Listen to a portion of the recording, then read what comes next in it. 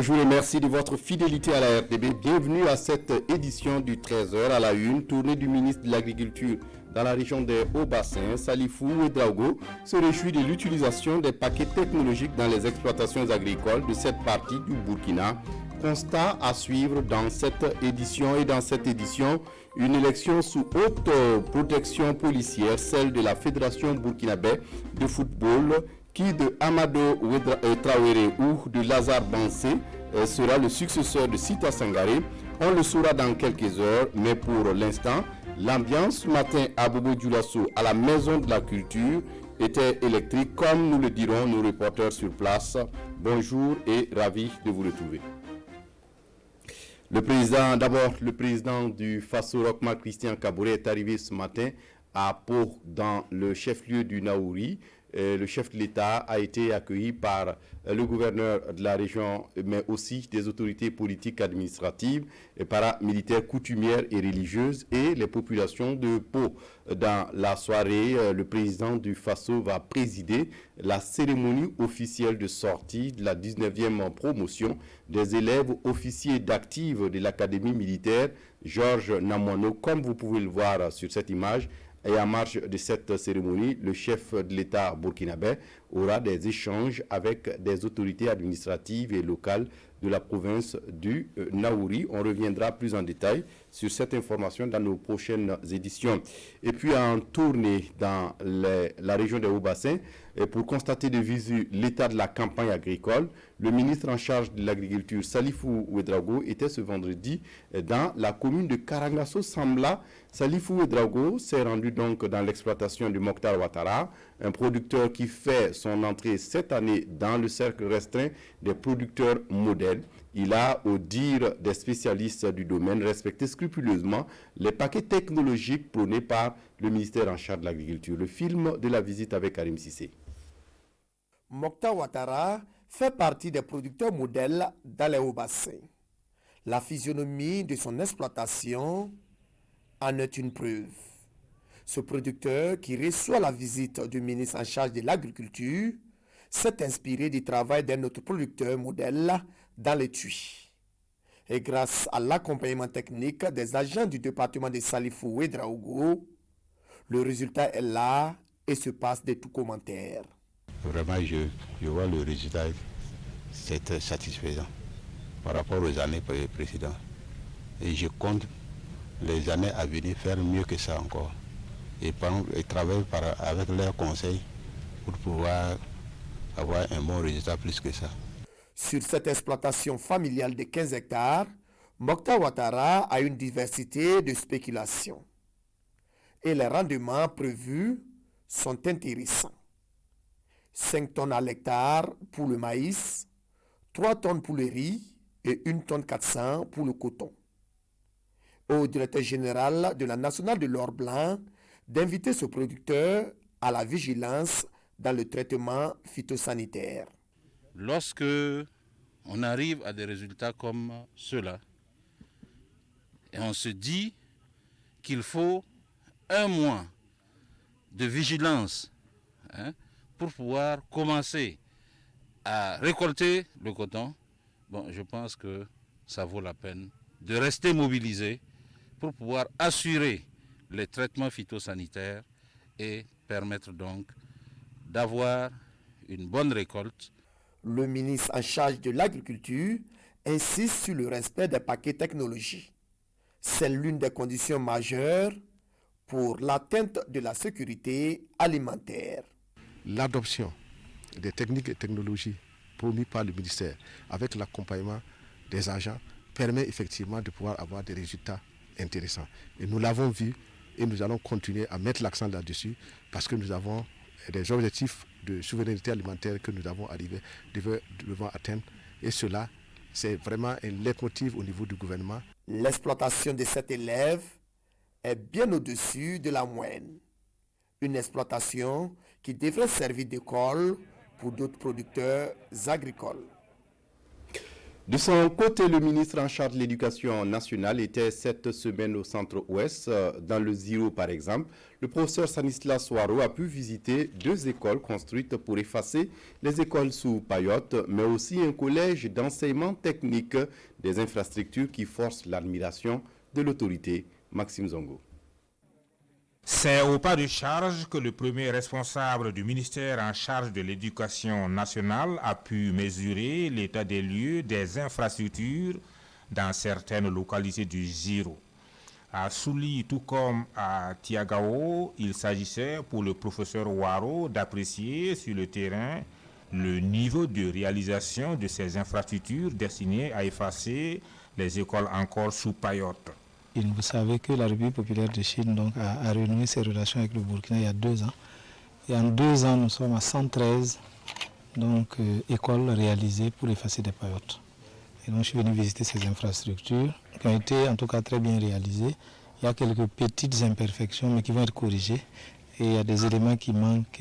L'entreprise a promis, par exemple, les ampoules, les ventilos dans les écoles pour permettre justement aux élèves de pouvoir étudier même la nuit. Tiagao a quelques encablures de sa puits. C'est une école construite il y a 20 ans, toujours à 3 classes, complétée par des bâtiments de fortune qui a été normalisée par ce projet.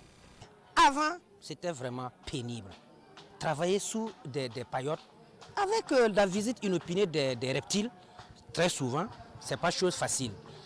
Maintenant, nous avons reçu 3 belles salles de classe et on ne peut que dire merci au gouvernant et merci à Dieu. À Sapui, chef-lieu de la province du Ziro, c'est un collège d'enseignement technique en voie d'achèvement qui a été visité. Un projet fondamental selon le professeur Ouaro, destiné à répondre aux besoins cruciaux de combler le déficit en termes de formation professionnelle. Et puis les premiers logements du programme national de construction de logements seront bientôt construits à Kaya dans le San Matenga. Ce 19 août, les autorités communales ont procédé à l'identification du site de construction de ces villas témoins. C'est une entreprise locale qui sera chargée des travaux de construction de ces logements sociaux. Sur place à Kaya, Jacques Ouedraogo pour les détails. Voici le site qui va abriter les logements sociaux dans la ville de Kaya. Et c'est la société LIMS Service qui est chargée de l'exécution des travaux. Cette cérémonie de remise du site est une étape importante dans la mise en œuvre du projet des 40 000 logements sociaux entrepris par le gouvernement burkinabé. Nous avons en tout cas travaillé ensemble pour trouver un site plus adapté pour en tout cas le projet. Donc le fait qu'on ait en tout cas ce projet aujourd'hui qui est réel, on est content, ça soulage la population.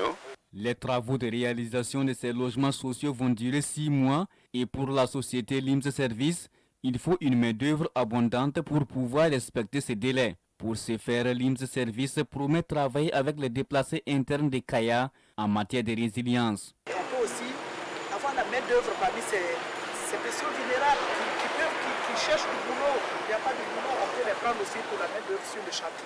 Parce que ce chantier, on va le commencer le mois prochain, mais on compte terminer ça en 6 mois. Donc il faut vraiment une grande main-d'œuvre pour pouvoir aller vite, pour honorer nos engagements avec le ministère de l'Urbanisme. En marge de cette cérémonie de remise du site, la société LIMS Service a offert une tonne de vivres et de pailles aux déplacés internes de Kaya. Après 3 ans d'études pour certains et 2 ans pour d'autres, 7315 personnes paramédicaux issues de 57 écoles de santé publique et privées du Burkina Faso ont reçu leur diplôme, marquant ainsi la fin de leur formation. C'était ce 21 août au cours d'une cérémonie officielle en présence de Sébastien Zongo et de Nongwa Kouda. Contexte Covid-19 oblige, c'est une remise de diplôme sans poignée de main au meilleur de la promotion 2019. C'est la première sortie de promotion qui regroupe les lauréats de toutes les écoles publiques et privées de formation en santé après 1, 2 ou 3 années de formation. L'émotion était forte. Franchement, on ne s'attendait pas. Puisque apparemment c'est la première fois qu'on prime le mérite. Franchement, on ne s'attendait vraiment pas à ça. Vraiment, on remercie vraiment le ministère de la fonction publique On remercie en tout cas tout le corps enseignant. Nous avons reçu une formation conséquente. Je pense qu'à l'issue de cette formation, on a tous été sanctionnés par des diplômes. La vie d'école et la vie sur le terrain, ça fait deux. Et chacun devrait être professionnel pour pouvoir vraiment s'adapter. Les 57 écoles publiques et privées de formation en santé du Burkina ont produit pour cette session 7315 personnels paramédicaux et sages-femmes dans 14 filières. Un résultat salué comme un accompagnement de l'État dans sa mission de garantir un bon état de santé aux populations. Que la déontologie et l'éthique soient leurs compagnons de tous les jours et que l'être humain soit au centre de toutes leurs préoccupations afin que les populations burkinabées puissent avoir des soins de santé et des services de santé de qualité mis à leur disposition. Je voudrais également saisir l'occasion pour remercier et féliciter les promoteurs des écoles de santé publiques comme privées pour leur engagement aux côtés du gouvernement. Ces hommes et femmes sont à présent infirmiers, accoucheuses, sages-femmes ou maïoticiens, agents ou techniciens d'hygiène hospitalière, technologistes, manipulateurs en électrocardiologie médicale, préparateurs ou techniciens en pharmacie ou en génie sanitaire. L'Association pour le développement de Boulsa vient en aide aux personnes vivant avec un handicap mental. Elle les aide à être propres à travers une journée de l'hygiène, une journée au cours de laquelle plusieurs autres activités sont menées. Yacouba Kwala sur place à Kaya pour le compte-rendu. Un accompagnement mensuel au profit des malades mentaux de la commune de Boulsa. Depuis 9 ans, l'Association pour le développement intégré Guesbigo les récupère chaque mois dans les rues. Elle les coiffe, les lave et leur donne des vêtements et chaussures pour favoriser leur intégration. Nous avons pensé qu'il est nécessaire d'accompagner ces malades. Souvent, ils sont abandonnés. C'est pourquoi nous faisons ce travail. Mais nous n'avons pas de soutien. Les parents des malades accompagnent l'association pour faciliter son travail. Ils apprécient l'initiative.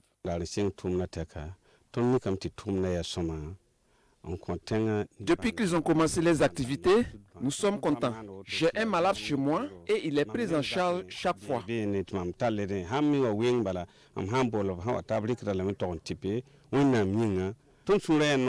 Le service de la santé mentale du centre médical avec antenne chirurgicale de Boulsa rencontre souvent des difficultés dans la prise en charge de ces malades.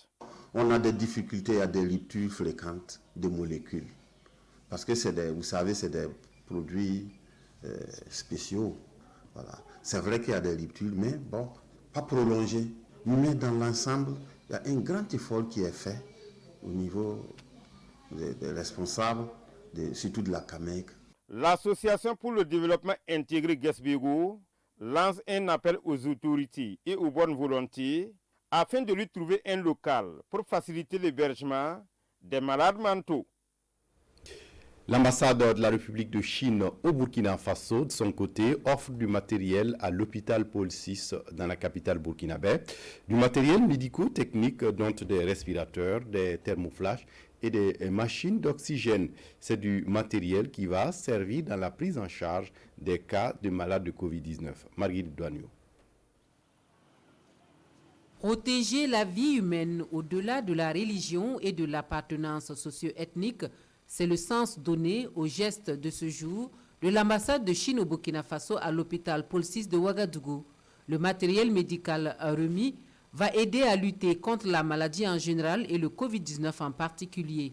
Aujourd'hui, on transmet ces machines et ces matériels médicaux à notre hôpital. C'est pour les donner ces armes les plus avancées de la Chine à nos guerriers ici, et ensuite à notre personnel médical, à notre frères et les sœurs, pour lutter contre cette épidémie, pour garder la vie de notre frères et sœurs burkinabés.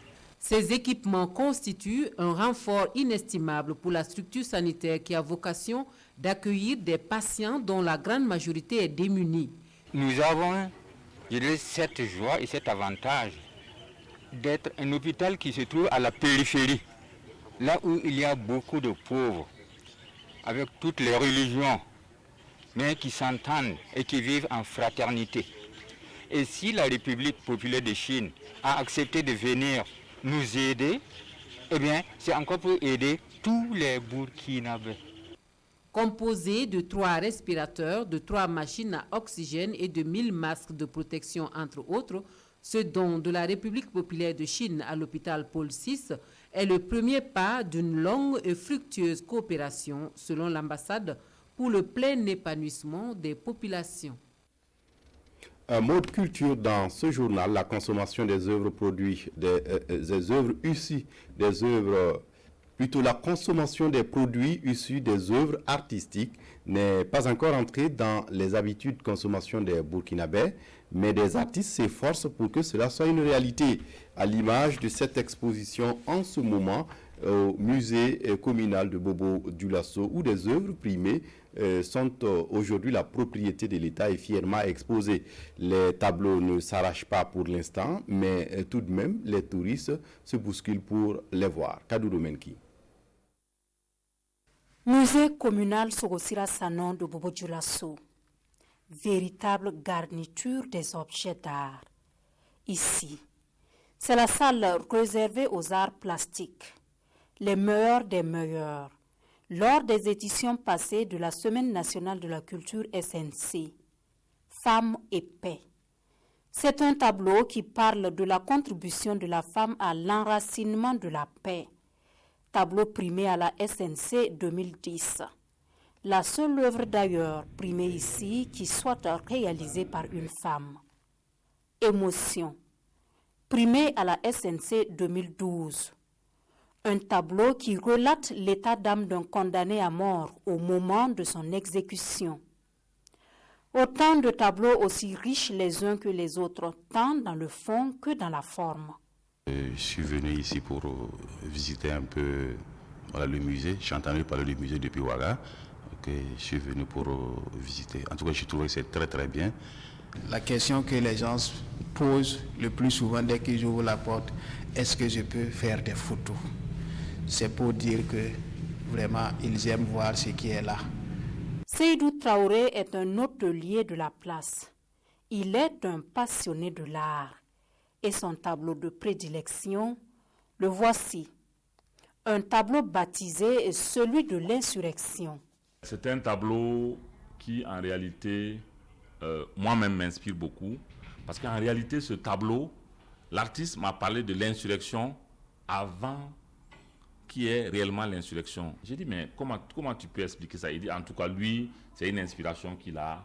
Donc, il a peint, voilà. Et puis après, au fur et à mesure que les choses avançaient, moi, je lui ai dit, bon, je vais récupérer le tableau.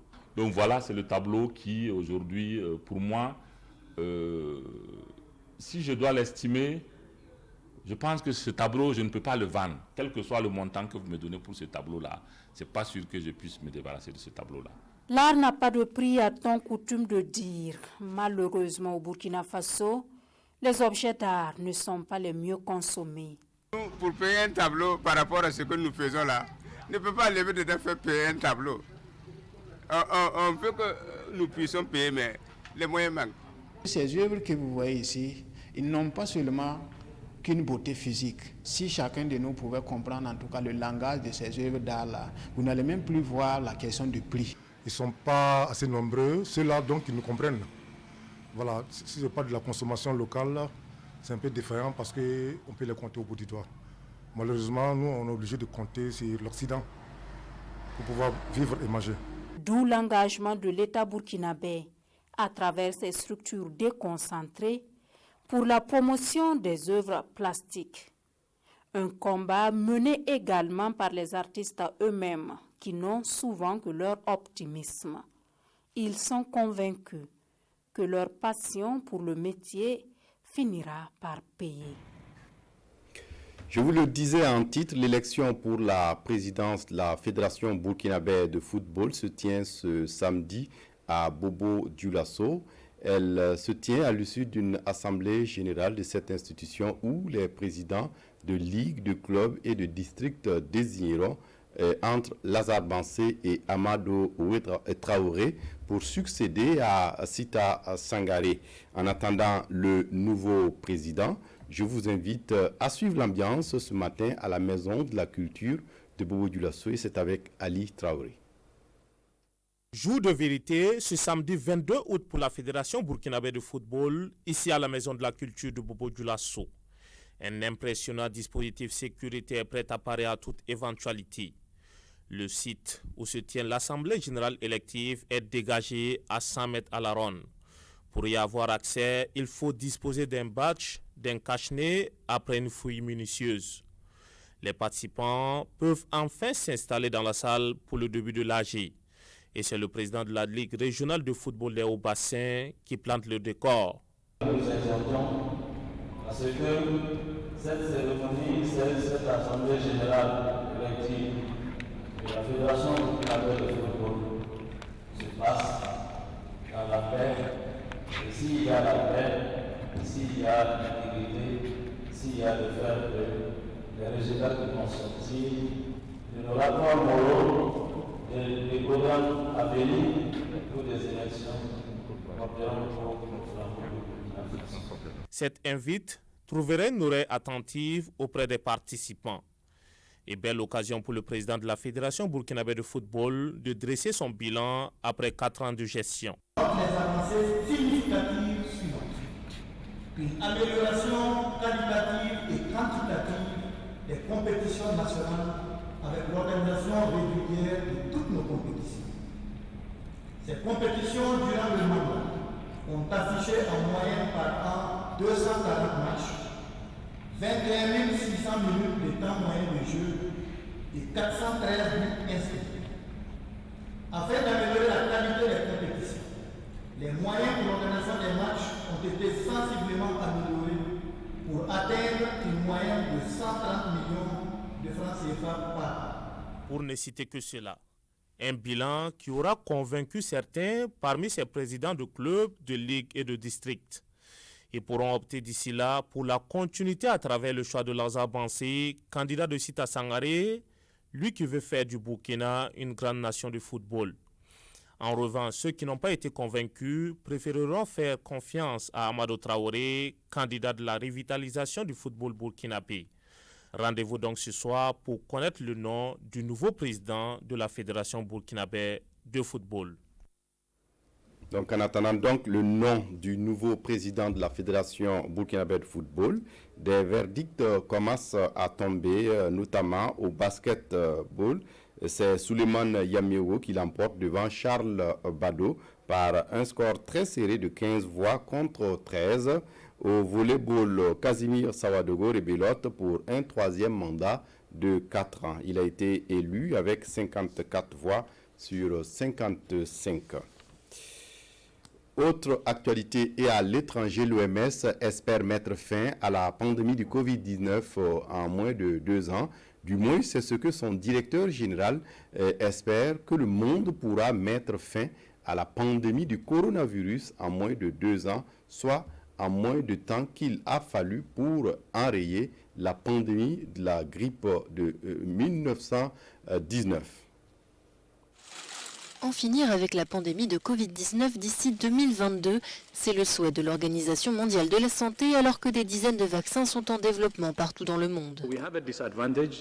Nous avons des désavantages, la mondialisation, la proximité, les nombreux échanges, mais nous avons l'avantage de disposer de meilleures technologies. Nous espérons donc en finir avec cette pandémie en moins de 2 ans. Surtout si nous pouvons rassembler nos efforts et nous montrer unis et solidaires. L'OMS recommande également le port du masque dès 12 ans dans les mêmes conditions que les adultes. De nombreux pays à travers le globe font face ces dernières semaines à une flambée des contaminations. C'est le cas notamment de la Croatie qui a été placée sur la liste des pays à risque par le Royaume-Uni, de même que l'Autriche. Le Portugal, pour sa part, a été retiré de cette liste et les voyageurs de retour du pays ne sont plus obligés de se mettre en quarantaine. La pandémie de nouveau coronavirus a fait jusqu'ici plus de 793 000 morts dans le monde. C'est tout pour ce journal. Merci de votre attention. Très bonne suite de programmes sur la RTB. Au revoir.